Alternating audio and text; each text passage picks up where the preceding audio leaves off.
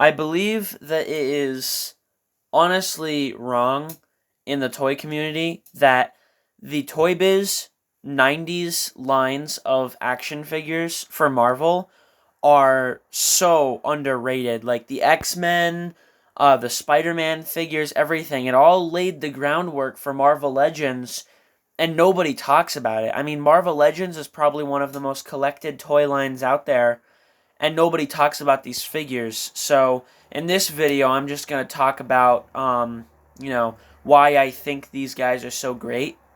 And I'm showcasing this carded figure right here, uh, because I just think he is really cool. The card backer is great. Let me show you. So this is Extreme, from X-Force, X-Men. You can see right there. He was made in the early to mid 90's. And yeah, he's really, really cool. This figure is sealed on card, so I'm probably not going to open it. And then you can see the cross sale in the back. This is the best cross sale probably on any card back ever. Um, these guys are all super cool. All characters from the cartoon. But yeah, I really, really wish that they did lines like this now. But yeah, like I said, this guy is sealed, so I'm probably not going to be opening him. So here's the figure. Take a little closer look at this figure here. So, he looks really, really good. I think this is an instance of a figure that is, like, less is more. Where, obviously, there's not a lot of detail on this figure, but, he looks really, really good. You know, I mean, if you take a look at the box art, you can kind of see how much he looks like that card backer right there, which is an actual image, I believe, from the comics. I could be wrong, but I don't think I am. And yeah, I mean, he has this cool play feature where when you raise his arms, he has a very loose grip on that axe, and when you raise his arms... Oh wait, this is falling. So the play feature is when you raise his arms, he throws his axe. Well, he dropped it. If you raise his arms, he throws his axe, and it's pretty cool. It's very, very effective. But yeah, so this guy's name is Extreme. He's obviously, of course, from X-Men. And yeah, I just think there are a lot of figures like this in this line that are super underrated. Nobody talks about them because Marvel Legends is around, right? And Marvel Legends is more appealing to adult collectors. But I mean, these things are vintage, man. Like, if you think about it, they were the first. This toy line has more character selection than Marvel Legends. And Marvel Legends has been running for over 20 years. This toy line, I think, only lasted like 7 or 8 years. So if you think about it like that, the characters that they made for this toy line, I mean, just on the back of this card here, I can point out, like, a bunch of characters that haven't been made in Marvel Legends. You know, you got, Cruel, you've got Grizzly, you got Kane, you've got Quark, you've got, this guy hasn't been made, Extreme hasn't been made. Long story short, I mean, you know, just in this one wave of figures, there's so many characters Hasbro hasn't made. And I mean, yes, a lot of those characters are not popular at all by any means. I mean, I think this is the only figure of this character. I don't think that there is another action figure of this guy. But you know, I mean, it looks really cool. Again, I think with these figures, the fact that they are so simple makes them better because they look a lot like the comic books, and they look like they could fit in with the animated series, which is what they're kind of designed after. I have some more here to show. So here he is with Strong Guy. Strong Guy is one of my favorite figures from this line. He looks really good. Again, I don't have the Marvel Legend to compare it to, but I mean, this guy is probably just a little bit out of scale. I'm not actually sure how big Strong Guy is supposed to be. I think he's kind of one of those characters, similar to Venom, in the way where it depends on where you're looking. If you look in the animated series, for example, he's not that much taller than everybody else. But if you look in some of the comics, especially some of the later comics that he appeared in, he is much taller. And I mean, obviously, right? Like, he's huge. So, I mean, not the best size comparison, probably, but I think he scales well for the animated series. Here he is next to Deadpool. This is actually the first Deadpool action figure ever made, because Deadpool came out in the 90s, and ToyBiz made a figure of him. So this isn't actually the first one. People who know this line know that there were a lot of re-releases. This figure is kind of like metallic. I think he looks really good. But the original Deadpool is slightly different colors, but this is the same mold. And you can see how they scale with each other.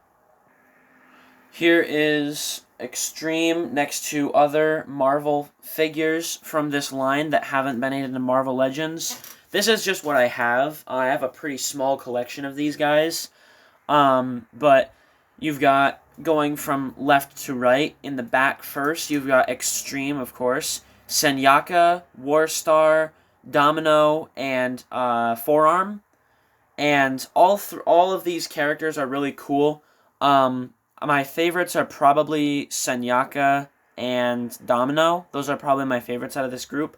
But I believe this guy, Forearm, is probably the oldest one in this grouping. Because he's from, I want to say, 93. From one of the earlier episodes of X-Men, I think from season 2. So yeah, it's pretty cool. They all have cool play features, like, I'll show you. So Senyaka has a play feature.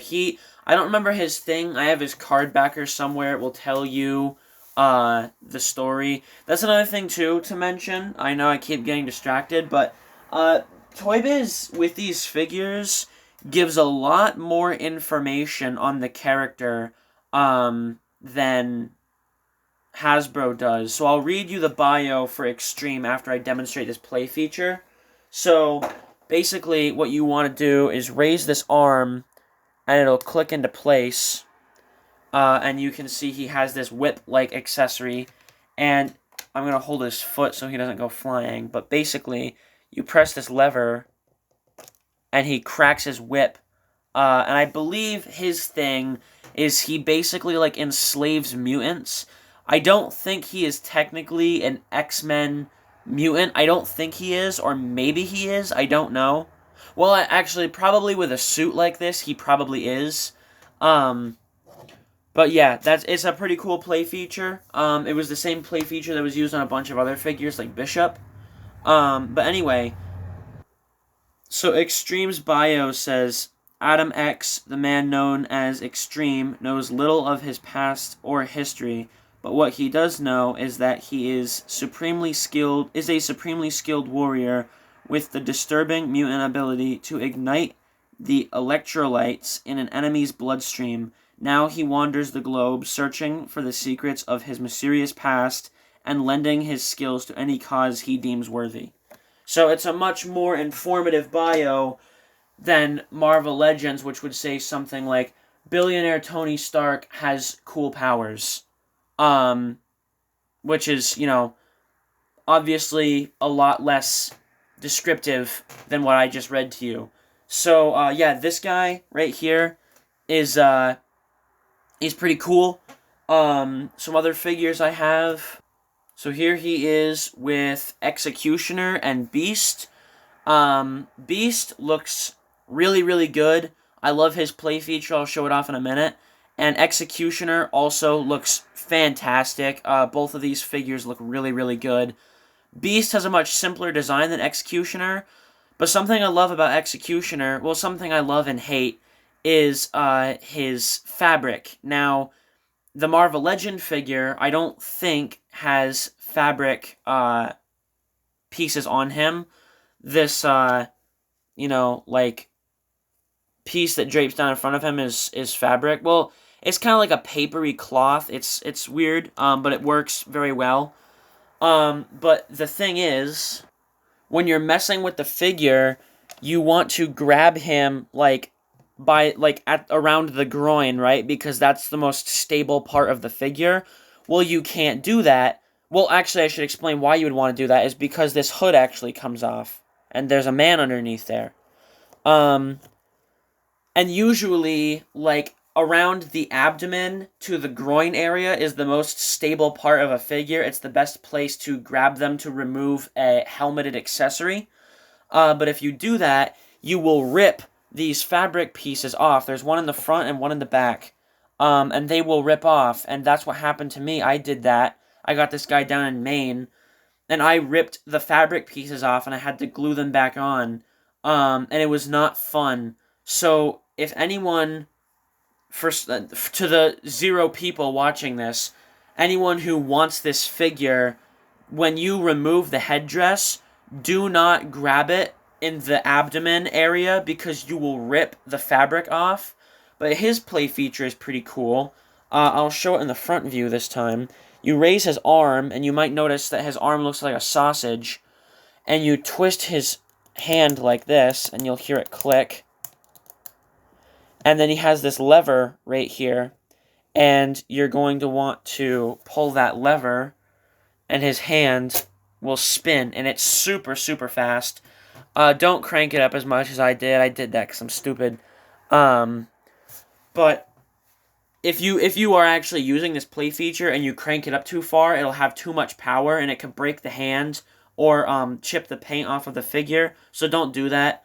Because something else to mention, something that should be mentioned, one of the only negative things I can say about this line, aside from another thing which I will get to in a little bit, is the hands, because most of them come with an accessory. Even when they don't need it, ToyBiz still gave extra stuff. But you can see the difference between Senyaka's hand. Here, I'll use my pencil. Senyaka's hand and Extreme's hand, where Extreme basically just has a hole drilled through his hand. Senyaka has an actual molded hand. Now, this is better for holding things, but this looks better on display. So you see, one of the reasons why this is better is because if you have a play feature like Executioner here, I think I might have just called him Senyaka, whatever. If you have a play feature like Executioner, it will break the hand, whereas if it was just a fist with a hole drilled through it, he'll have a death grip on his accessory, and it won't come out of his hand or damage the figure when you use that type of play feature. Now, the downside to it is, I don't think I need to tell anybody, this looks way better. Executioner's hands look so much more appealing on display than Extreme's. Which, you could get around that by just displaying the accessory in the hand, but if you have a figure like Caliban here, who does not come with an accessory to hold, why did they still give him the, drilled hole fist? Why not just mold a fist for this figure? It's not like they didn't do it with other characters, like they did it with Jean Grey, they did it with other Wolverine figures. I was actually going to show a Wolverine figure, but I don't know where he is. Please send help. I'm very concerned about where he might be. But anyway, this guy only came with a cloak, which I just think looks bad, so I don't display it on him. But either way, his play feature is pretty cool. You squeeze the legs together, and his arms go up and his jaw opens. Similar to this figure here. This is Sabretooth, or as my friend calls him, Drunk Sabretooth, because he doesn't stand. I need to fix this figure. But if you squeeze his legs together, well, actually, I'll move his arms up first, so it has more of an effect. If you squeeze his legs together, his arms move out and his mouth opens. It's pretty cool. This is one of the older figures I have. Yeah, he doesn't stand because his feet are molded at, an angle. I'll just show you. So you can see there, they don't move up at all. There's no ankle joint, so trying to get him to stand, he's just going to fall forward. So that's unfortunate, but he's really cool. And so anyway, I will move on to Beast's play feature. So Beast's play feature is his legs are spring-loaded. So now, again, I will get to this in a minute, but one of the downsides of this figure is he has these, like, sticky things on the bottom of his feet, and so the play feature is supposed to work where you see this dial here on his back that kind of rotates like that, and what you're supposed to do is you get him, like, kind of like this, and he does a backflip, but it doesn't work. And now on to the biggest problem of this line is that the fact that all of these figures are very old, so it is almost impossible to find them in good condition. And what do I mean by that is oftentimes, because sometimes these things were held in the box with tape, the tape will have, like, dried and left, like, a mark on the figure. Sometimes, in the case with Beast, the sticky bottom on the foot is completely gone, so it's either not sticky anymore, or it's just like this, like, sloppy, disgusting consistency that, you know, it's kind of gross, and you gotta wash it off with alcohol, and then it doesn't work.